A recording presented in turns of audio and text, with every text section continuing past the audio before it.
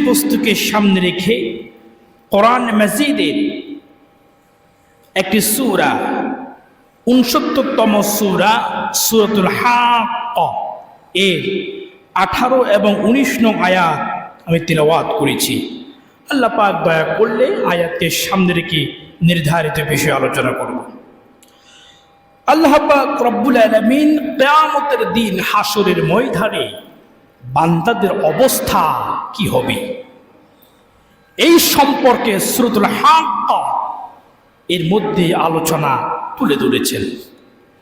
আল্লাহ পাক বান্দাদেরকে জানিয়ে দিচ্ছেন, বান্দারে এমন একটা সময় আসবে যেদিন তোমাদেরকে খবর থেকে উত্তোলন করি, পুনরায় জীবন দান করি, আমি হাসরের মাঠে তোমাদেরকে একত্রিত করব।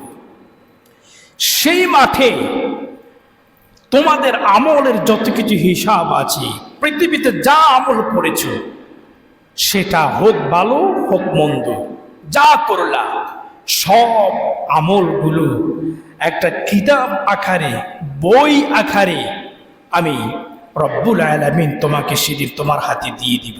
সুবহানাল্লাহ। তুমি তোমার আমল নামা নিজে পড়তে পারবে, নিজে দেখতে পারবে এবং নিজেই নিজের হিসাবটা মিলিয়ে নিতে পারবে। আল্লাহ পাক রব্বুল আলামিন কিয়ামত দিবসের ওই হাসরের মাঠে বান্দাদের সমস্ত আমলগুলোকে প্রকাশ করবেন। এই কথাটা কোরআনের মধ্যে বিভিন্ন জায়গাতে আল্লাহ পাক বলেছেন। আমি যে আয়াতে কারিমা তেলাওয়াত করেছি, আয়াতের মধ্যে আল্লাহ পাক বলতে লাগলেন, ইয়াউমাইযিন তুরাদুনা লা তাখফা মিনকুম খাফিয়া। আল্লাহ বলেন, বান্দারে সেই দিন আমি রব্বুল আলামিন তোমাদের সকলকে আমার সামনে হাজির করব, উপস্থিত করব এবং তোমাদের দুনিয়ার জীবনে যা আমল করেছো সেই আমলগুলো তোমাদের সামনে আমি উপস্থিত করব। কোনো কিছু গোপন থাকবে না, সব আমল আমি আল্লাহ তুমি বান্দার সামনে উপস্থিত করব, হাজির করব। আল্লাহ পাক রব্বুল আলামিন বলছেন, فَأَمَّا مَنْ أُوتِيَ كِتَابَهُ بِيَمِينِهِ فَيَقُولُ هَاؤُمُ اقْرَءُوا كِتَابِيَهْ। আল্লাহ বলছেন, বান্দারে আমি তোমার আমল নামা কিতাব আকারে বানিয়ে বইয়ের মতো করে সাজিয়ে আমি রব্বুল আলামিন তোমার হাতে আমি তোমার আমল নামা বুঝিয়ে দেব। সুবহানাল্লাহ। আপনি পৃথিবীতে যা কিছু করছেন এই সবগুলো রব্বুল আলামিন আপনাকে কিতাব আকারে বানিয়ে আপনার হাতে ধরিয়ে দিবেন। আপনি নিজের আমল, নিজের কৃতকর্ম, পাপ কিংবা পুণ্য, গুনাহ কিংবা সওয়াব নিজে নিজে পড়তে পারবেন। আল্লাহ পাক এই ব্যবস্থা আপনার জন্য করবেন। প্রিয় বন্ধুগণ আমার, এটা সংক্ষিপ্ত অনুবাদ করলাম। এই সমস্ত কথা আমি কিছুক্ষণ পরে আপনাদের সম্মুখে বিস্তারিত তুলে ধরব। তার পূর্বে আমি দু একটা হাদিস পড়ে আলোচনার মূল ভিতরে ঢোকার জন্য চেষ্টা করব। আমি চেষ্টা করছি আপনাদেরকে কি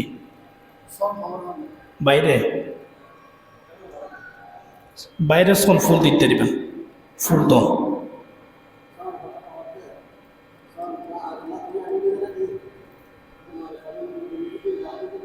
আচ্ছা শুনেন, মহান আল্লাহ পাক রব্বুল আলামিনের পক্ষ থেকে নবীজি মুহাম্মদ রাসূলুল্লাহ, সকলে পড়ি সাল্লাল্লাহু আলাইহি ওয়াসাল্লাম, নবীজি বলতে লাগলেন, কিয়ামতের দিন আল্লাহ পাক রব্বুল আলামিন সমস্ত বান্দাদেরকে এক জায়গায় জড়ো করার পর, উপস্থিত করার পর, আজকে যে সূর্য আপনি দেখতে পাচ্ছেন, এই সূর্যটাকে আল্লাহ পাক রব্বুল আলামিন মাত্র 1 মাইল দূরে কিংবা তার চাইতে কম দূরত্বে, কেউ কেউ বলেছেন 1 হাত উপরে কিংবা 2 হাত উপরে আপনার মাথার উপরে দাঁড় করাই দিবেন। আল্লাহু আকবার। বুঝেন নাই নবীজি কি বলছেন? হাদিসটা শুনি। নবীজি বলতে লাগলেন, قال سمعت رسول الله صلى الله عليه وسلم يقول تداني الشمس يوم القيامة من خلق حتى تكون منهم كمقدار ميل فيقول الناس على قدر أعمالهم في العرق فمنهم من يكون إلى كعبيه ومنهم من يكون إلى ركبتيه ومنهم من يكون إلى حقويه ومنهم من يلجمهم العرق الجام وأشار رسول الله صلى الله عليه وسلم بيده إلى فيه নবীজি বলতে লাগলেন, হাসরের ময়দানে আল্লাহ পাক সমস্ত বান্দাদেরকে এক জায়গায় জড়ো করার পরে আজকে যে সূর্য দেখতে পাচ্ছেন, এই সূর্যকে মাত্র 1 মাইল দূরত্বে আপনার মাথা থেকে দূরে সরিয়ে রাখবেন, মাত্র 1 মাইল দূরত্বে।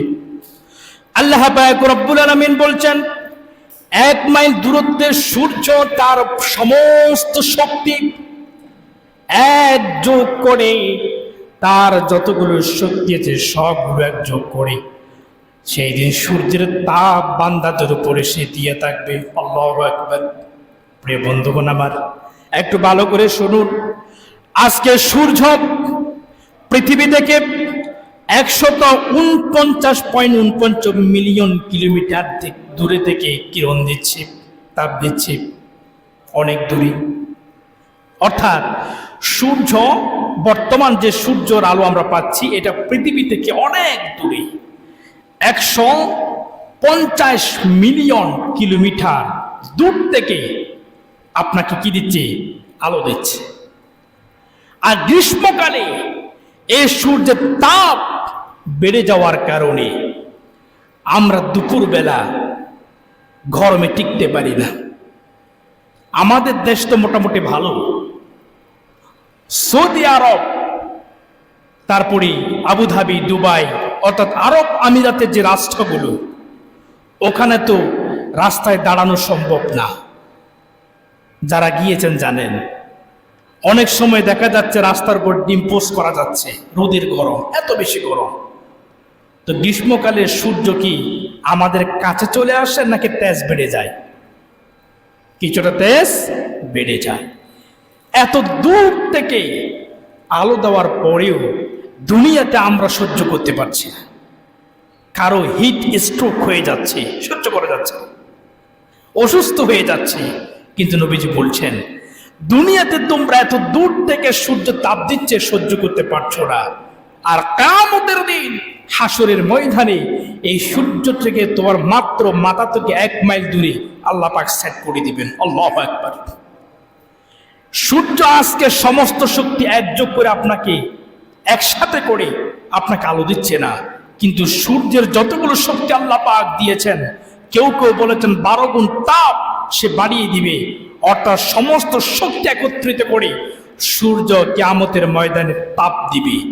ওই তাপ সরাসরি আপনার মাথার উপর গিয়ে পড়বে। বিভিন্ন হাদিসের মধ্যে বলছে, এই তাপের কারণে আপনার মাথার মগজগুলো ফুটন্ত গরম পানির মতো টকবক টকবক করে সিদ্ধ হতে থাকবে। আল্লাহু আকবার। নবীজি বলতে লাগলেন, গরম যখন তীব্র হয় আমাদের শরীর থেকে ঘাম পড়তে থাকে, আর এই ঘাম যখন শরীর থেকে পড়ে মাটিতে পড়লে তাৎক্ষণিক মাটির ঘামগুলো খেয়ে ফেলে। কিন্তু হাসরের ময়দানে আপনার শরীর থেকে যে ঘামগুলো পড়বে, নবীজি বলতে লাগলেন হাদিসের মধ্যে, এই ঘামগুলো মাটিয়ে খাবে না, অথবা খাইলেও খেয়ে শেষ করতে পারবে না। ঘামগুলো মাটিতে পড়তে পড়তে ঘামের একটা বন্যা হয়ে যাবে।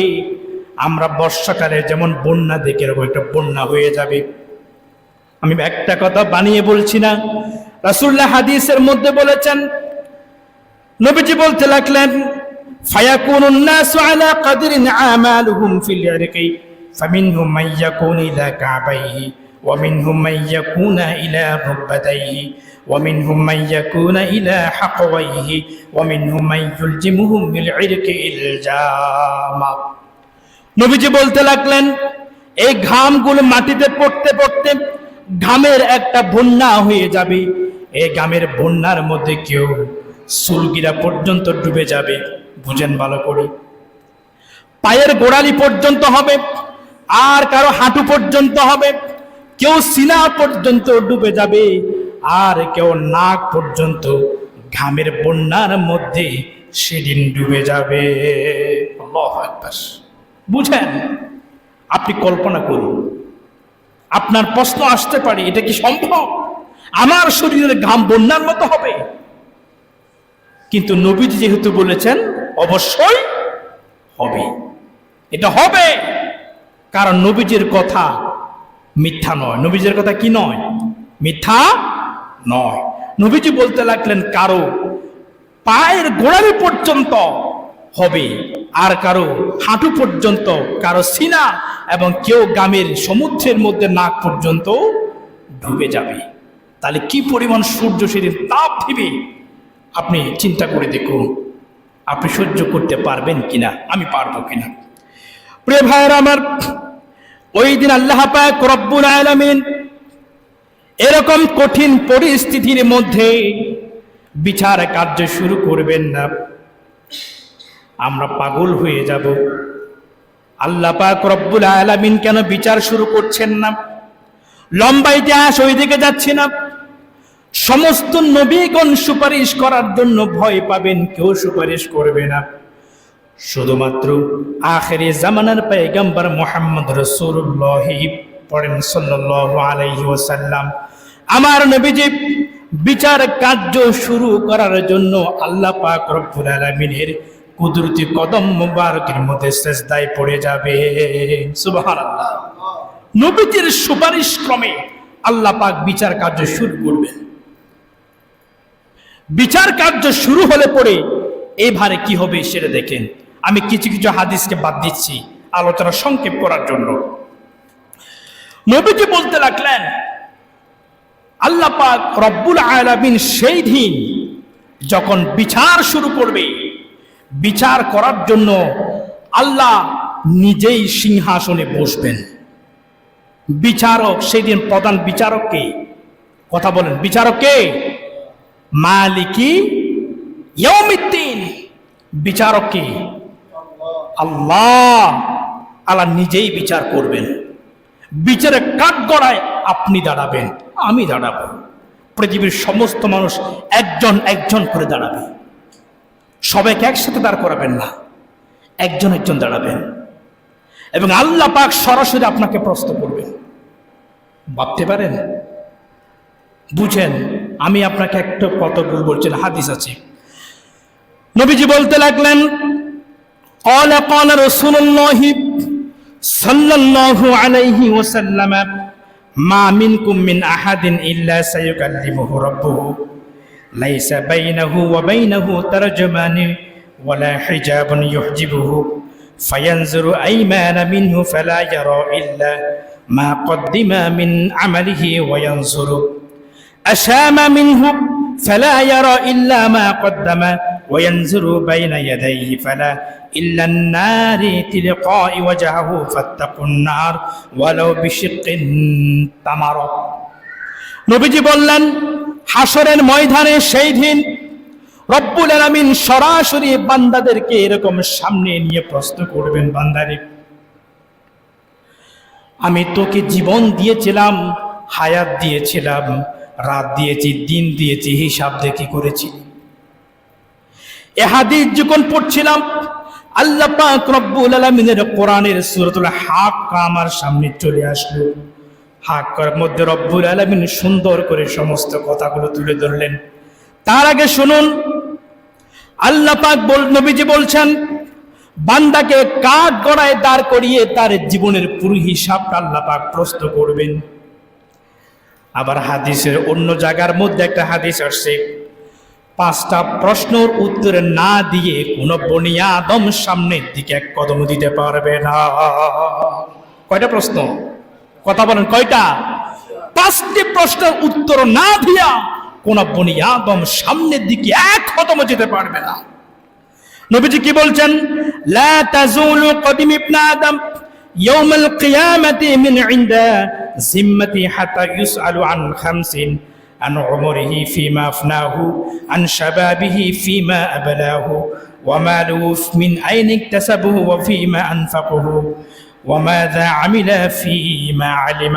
পাঁচটা প্রশ্ন নবীজি বলতে লাগলেন, পাঁচটি প্রশ্নের উত্তর না দিয়া বনি আদমের সামনের দিকে এক কদমে যেতে পারবে না। পাঁচটি প্রশ্নগুলো কি কি? এক নাম্বার, আমি একটু মনোযোগ দিয়ে শুনবেন। নবীজি বলছেন, আন উমরিহি ফিমা আফনাহু, বান্দা তোমাকে যে একটা হায়াত দিয়েছি, 10 বছর, 40, 50, 120, 100 যে পরিমাণ তোমাকে হায়াত দিয়েছি, এই হায়াত তুমি কোথায় কাটিয়েছো?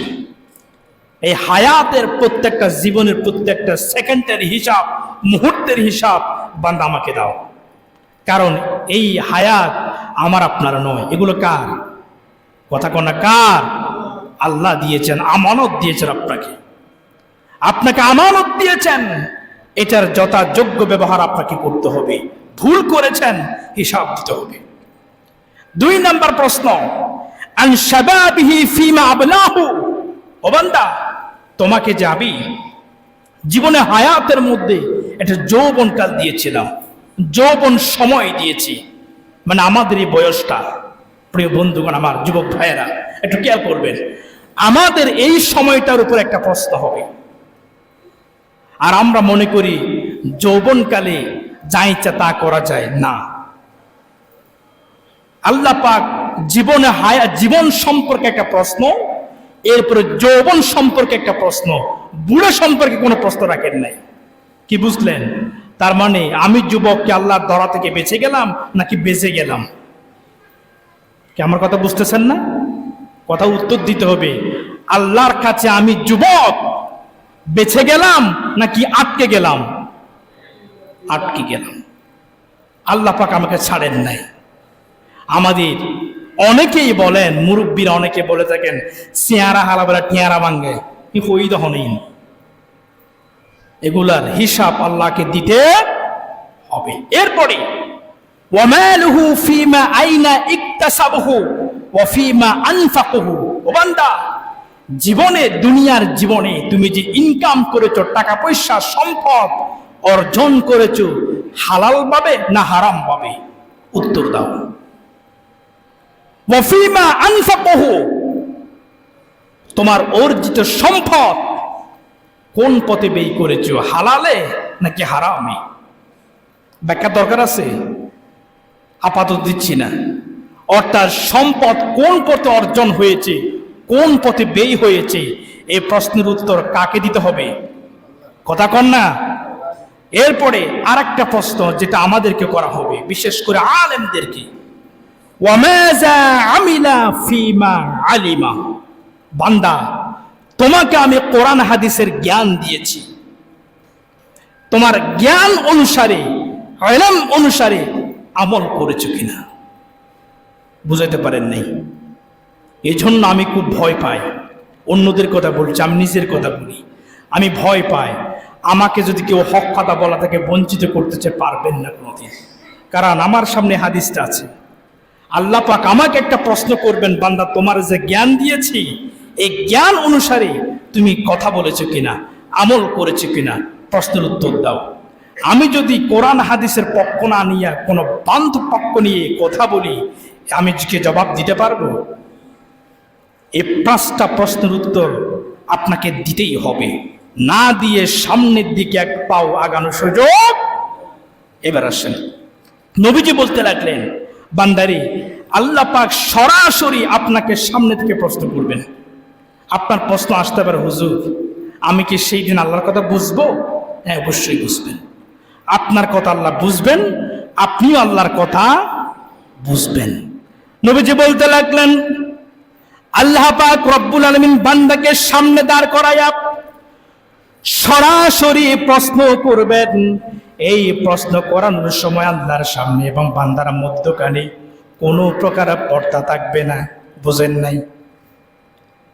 আল্লাহ এবং বান্দার মধ্যে কোনো প্রকার পর্দা থাকবে না, সরাসরি আল্লাহর সামনে দাঁড়াবেন। এরপরে আল্লাহর কথা আপনাকে বুঝিয়ে দেওয়ার জন্য কিংবা আপনার কথা আল্লাহকে বুঝিয়ে দেওয়ার জন্য কোনো প্রকার দোবাস সেদিন থাকবে না। স্পষ্ট হাদিস, আল্লাহ পাক নবীজি বলতে লাগলেন, লাইসা বাইনাহু ওয়া বাইনাহু তারজুমানি ওয়ালা হিজাবুন, অর্থাৎ কোনো দোবাস থাকবে না এবং কোনো পর্দা মধ্যখানে থাকবে না। সরাসরি আল্লাহ পাক আপনাকে প্রশ্ন করবেন আর সরাসরি আল্লাহর প্রশ্নের জবাব আপনাকে দিতে হবে। তাহলে কি আমি আপনাদেরকে এটা কি কঠিন কথা বলছি নাকি সহজ কথা বলছি? অত্যন্ত কঠিন একটা সময়ের কথা বলছি, অত্যন্ত কঠিন। এই দিন আল্লাহ পাক আপনাকে প্রশ্ন করবে, বান্দারে তুমি যে আমলগুলো করেছো, এই যে 5টা প্রশ্নের অনুকূলে তোমার আমলগুলো তুমি হিসাব দাও।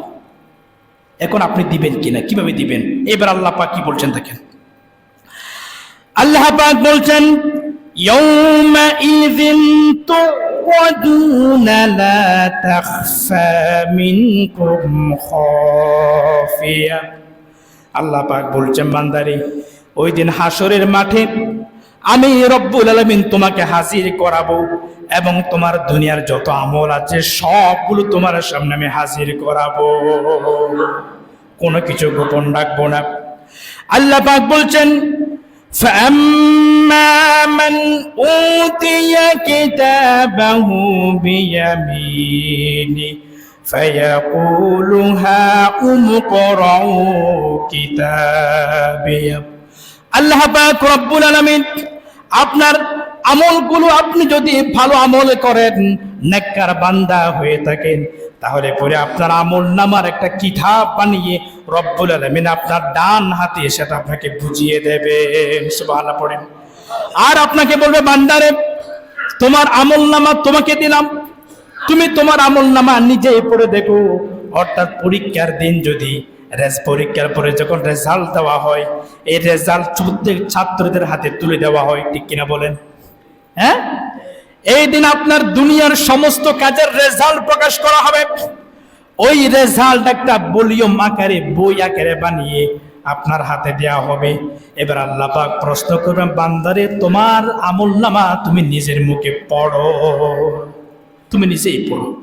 সেদিন আমি পৃথিবীর সকল মানুষেরা নিজের আমলনামা নিজেই পড়তে শুরু করবি। ওই দিন ব্যক্তিরা বলবে, আমি বলবো, আপনি বলবেন, وَيَقُولُونَ يَا وَيْلَتَنَا مَا لِهَذَا الْكِتَابِ وَلَا يُغَادِرُ صَغِيرَةً وَلَا كَبِيرَةً إِلَّا أَحْصَاهَا। বান্দা সেই দিন বলবে, হায় হায়, এ কেমন কিতাব, যেই কিতাবের মধ্যে ছোট্ট ছোট্ট গুণও বাদ পড়ে নাই, বড় বড় গুণাতে লেখা হয়েছে, ছোট্ট যেই গুণা এটাও তো আল্লাহ পাক বাদ দেন নাই। এটা কেমন কিতাব, আমি কি করলাম এটা? আল্লাহু আকবার। সেই দিন বান্দা আবার বলবে, নেককার যদি বান্দা হয়ে থাকে সেদিন সে বলবে, কি বলবে? আল্লাহ পাক সেটাও বলছেন। আল্লাহ পাক বলছেন, ইন্নী যানানতু আন্নী মুলাকিন হিসাবিয়া। আল্লাহ বলছেন, বান্দারে সেদিন নেককার বান্দারা বলবি, কিয়ামতের দিন আমার আল্লাহ যে আমাকে আমলনামা আমার হাতে তুলে দিবেন, এটা আমি আগে থেকে জানতাম। সুবহানাল্লাহ। আমরা এখন জানলাম কিনা বলেন? এখন জানলাম কিনা? কথা বলেন না কেন? জানলাম কিনা? আপনি জানেন কিনা? আজকে যেমন জানলেন, ওই দিন আপনি আল্লাহকে বলবেন, আল্লাহর সামনে দাঁড়িয়ে, হ্যাঁ আল্লাহ, আমি জানতাম আমার যে দুনিয়ার আমলি হিসাব একদিন করা হবে, এটা আমি জানতাম। তার জন্য আমি বেছে বেছে, খুঁজে খুঁজে, নিজেকে সেফ করে করে দুনিয়াতে পরিচালনা করেছিলাম, যার কারণে আজকে আমার আমল নামা কোন হাতে আসলো বলেন? কোন হাতে? ডান হাতে। যারা নেককার হবেন তাদের আমল নামা কোন হাতে আসবে? ডান হাতে। একটু মনোযোগ দিয়ে শুনুন। এরপর আল্লাহ পাক বলছেন কি হবে দেখেন, ফাহুয়া ফি ঈশাতির রাদিয়া ফি জান্নাতিন আলিয়া। আল্লাহ পাক বলছেন, বান্দার আমলনামা দেখে আল্লাহ পাক প্রশ্ন করবেন, বান্দা তোমার আমলনামা নিয়ে তুমি সন্তুষ্ট কিনা? বলছে আমি আল্লাহ সন্তুষ্ট। আল্লাহ বলবেন আমি আল্লাহ তোমার উপর সন্তুষ্ট হয়ে গেলাম। এরপর আল্লাহ পাক রব্বুল আলামিন ওই বান্দাটাকে আল্লাহ পাক সামনে দাঁড় করে ফেরেশতাদেরকে ডাক দিবেন, এদিকে আসো, আমার বান্দাটাকে যত্ন করে সম্মান করে জান্নাতের নামক স্থানে তাকে দাখিল করে দাও। সুবহানাল্লাহ। আল্লাহ পাক নেককার বান্দাটাকে ফেরেশতার মাধ্যমে কোথায় দিয়ে দিবেন? কথা বলেন কোথায়? জান্নাতে। কোন জান্নাত? আল্লাহ পাক সেটাও বলছেন, কুতুফুহা দানিয়াতুন কুলু ওয়াশরাবু হানিআম বিমা আসলাফতুম ফিল আইয়ামিল খালিয়া। আল্লাহ বলছেন এমন এক জান্নাতের মধ্যে বান্দাকে আমি প্রবেশ করিয়ে দেব, থাকার ব্যবস্থা করে দেব, যেই জান্নাতের মধ্যে বান্দা চাইলে পরে যেই কোনো খাবার, যে কোনো খানাপিনা বান্দা মুহূর্তের মধ্যে সবগুলো পেয়ে যাবে। সুবহানাল্লাহ। আপনি ওই জান্নাতের মধ্যে যখন যা চাইবেন, যা খেতে চাইবেন, যা পেতে চাইবেন, সবগুলো আপনার হাতের নাগালের মধ্যে থাকবে। সুবহানাল্লাহ। এটা কোন বান্দাদের জন্য? কথা বলেন কোন বান্দা? কোন বান্দা? জান্নাতের মধ্যে কি গুনাহগার যাবে না সওয়াব যাবে? নেককার যাবে না বদকার যাবে? নেককার বান্দাদের কথা বলছি। তাহলে দুনিয়া থেকে সবাই নেককার নাকি বদকারও আছে? হ্যাঁ, বদকার আছে তো তাদের কথা জানতে হবে না? একটু জেনে নিই। আমি সংক্ষেপ করছি, প্রয়োজনে 5টা মিনিট সময় আমাকে আজকে বাড়িয়ে দিবেন। এরপর আল্লাহ পাক বলছেন এখন বদকারদের কথা। আল্লাহ পাক বলছেন ওয়া আম্মা মান উতিয়া কিতাবাহু বিশিমালিহি ফায়াকুলু ইয়া লাইতানি লাম উতা কিতাবিয়া। আল্লাহ পাক বলছেন সেদিন এই বদকার যে আমল নামাগুলো থাকবে, বদকার মানুষদের আমল নামাগুলো আল্লাহ পাক রব্বুল আলামিন ফেরেশতাদের মাধ্যমে তাদের বাম হাতে ধরিয়ে দিবেন। কোন হাতে? বাম হাতে দিবেন। এরপর আল্লাহ পাক বলছে বান্দা, আল্লাহ পাক বলছেন ইয়াকুলু ইয়া লাইতানি লাম উতা কিতাবিয়া। বদকার বান্দা যখন তার আমল নামা বাম হাতে পাবে, পাওয়া মাত্র সে পড়তে শুরু করবে। তখন সে বলবে হায় হায়, এ কি হলো? পৃথিবীতে যা করলাম সব তো এখানে লেখা হয়ে গেছি, আজকে তো আমাকে আর বাঁচার সুযোগ, আমি তো আজকে আর বাঁচতে পারলাম না।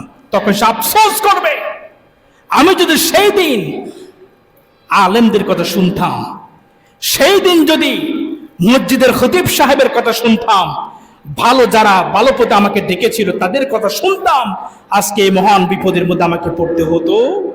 হায় হায়, আফসোস করবে। তখন সে বলবে ওয়ালাম আদরি মা হিসাবিয়া ইয়া লাইতাহা কানাতিল কাসিয়া। আমার মৃত্যুই যদি আমার শেষ না হতো, আমার মৃত্যুই যদি আমার শেষ না হতো, আমার মৃত্যুর কারণে আজকে আমি এখানে আসলাম। এরপরে সে বলবে কি দেখেন, মা আগনা আন্নি মানিয়া হালাকা আন্নি সুলতানিয়া। বান্দা সেদিন বলবে দুনিয়াতে যত সম্পদ ছিল, দুনিয়াতে আমার যত ক্ষমতা ছিল, আজকে সম্পদ বলো ক্ষমতা বলো হাসরের ময়দানের মধ্যে আবার কোনোটাই কোনো কাজে আসতেছে না। কে বলছেন এই কথাগুলো? কে বলছেন? আল্লাহ বলে দিচ্ছেন আপনি আমি যা বলবো। কেন এ কথা কেন বলছি? কারণ আজকে যদি কোনো বান্দা, পৃথিবীর কোনো মানুষ যদি অপরাধ করে, কোর্ট কিংবা সরকার যদি তাকে জবাবদিহিতা করতে চায়, কিংবা দুর্নীতি দমন কমিশন যদি তাকে প্রশ্ন করতে চায়, তখন সে বলে আমি অমুক জেলার নেতা, আমার নেতা অমুক তমুক পাওয়ার দেখায় সে ছুটে বেড়ায়। ঠিক কিনা বলেন? তারপরে তার যে টাকা পয়সা থাকে, সম্পদ থাকে, এগুলো ব্যবহার করে সে নিজেকে বাঁচিয়ে নেয়। কিন্তু আল্লাহর ধরা থেকে ক্ষমতা কিংবা টাকা দিয়ে বেঁচে যাওয়ার কোন সুযোগ। তখন সে উদ্দেশ্যে বলবে হায় হায়, দুনিয়ার যে সম্পদ এবং ক্ষমতা ছিল এইগুলোতে কেন কোনো কাজেই আসতেছে না, কি করলাম? এরপর আল্লাহ পাক বলছেন বান্দারে, ওই যে প্রশ্ন, ও বদকার বান্দা, তোর কিতাবটা তুই পড়, এবং কেন তুই গুনাহ করলি, কেন তুই আর তোর ভাইকে মারলি, কেন তুই চুরি করলি, কেন তুই ডাকাতি করলি, কেন তুই অন্য নারীর ইজ্জতকে হেফাজত করলি না? কেন তুই কলঙ্কিত করলি? একটা একটা হিসাব দে। কেন তুই আমার নাফরমানি করলি আমাকে বল। উত্তর আছে? কথা কোন উত্তর আছে? নাই। তখন কি হবে? এরপরে যখন বান্দা কোনো প্রশ্নের উত্তর যখন দিতে পারবে না, আল্লাহ পাক তখন বলবেন খুযুহু ফাকুল্লুহু। আল্লাহ পাক তাৎক্ষণিক ফেরেশতাকে ডাক দিবেন। ফেরেশতারা কোথায়? ফেরেশতারা কোথায় বলা মাত্র ৭০,০০০ ফেরেশতা দৌড়ে চলে আসবেন। বুঝাইতে পারি নাই? আপনারা আমাকে সময় দিবেন? দিলে আমি কিছু কথা বলতে চাই। আমি সরাসরি, একটু কষ্ট হবে, প্রত্যেকদিন কষ্ট দিব না, একদিন দিই। একটু উদাহরণ শুনেন। উদাহরণটা শুনলে আলোচনাটা বুঝে আসবে। যারা নাকি কোর্ট কাছারিতে যান কিংবা যারা কোর্ট সম্পর্কে কিছুটা ধারণা আছে, আপনি দেখবেন অপরাধীদেরকে জেলখানা থেকে পুলিশেরা হ্যান্ডকাপ লাগাইয়া কোর্টের মধ্যে হাজির করেন। জজ সাহেব সামনে বসে থাকেন, আর অপরাধী যে সামনে থেকে কি যেন বলে এটাকে, কাঠগড়ার মধ্যে দাঁড় করে রাখেন। আসামি কাঠগড়ায় দাঁড়িয়ে আছে, পুলিশ ওইদিকে আর এইদিকে, শুধুমাত্র জজ সাহেবের সামনে চার চতুর্দিকে পুলিশ ঘিরে থাকে, যেন অপরাধী পালাতে না পারে। এখন কাঠগড়ায় আসামির সমস্ত অপরাধগুলো যদি প্রমাণিত হয়ে যায়, তখন জজ সাহেব বলেন একে নিয়ে কোথায় চলে যাও? জেল হাজতে, থানায় নিয়ে যাও, হাজতখানে নিয়ে যাও, তাকে সেখানে উত্তম মাধ্যম ডিম থেরাপি দিয়ে দাও, বলে না? এই কথা বলা মাত্রই পুলিশেরা তাৎক্ষণিক ধরে ফেলে কিনা? কথা কয় না, ধরে কিনা? আর অপরাধ যদি মাত্রা বেশি হয়ে যায়, গলায় এবং পায়ে, তারপরে কোমরে রশি বেঁধে বেড়ি বানিয়ে, বুঝেন নাই, গলা, কোমর এবং পায়ের মধ্যে রশি বেঁধে টেনে টেনে নিয়ে যায়। আল্লাহ পাক এখানে করতেছেন। আল্লাহ পাক বলছেন খুযুহু ফাকুল্লুহু, বান্দা তোমার যখন অপরাধ আমি প্রমাণ করে ফেলবো, নিজেই যখন অপরাধ স্বীকার করে ফেলবে, ফেরেশতাদেরকে ডাক দেবে। ফেরেশতারা কোথায়?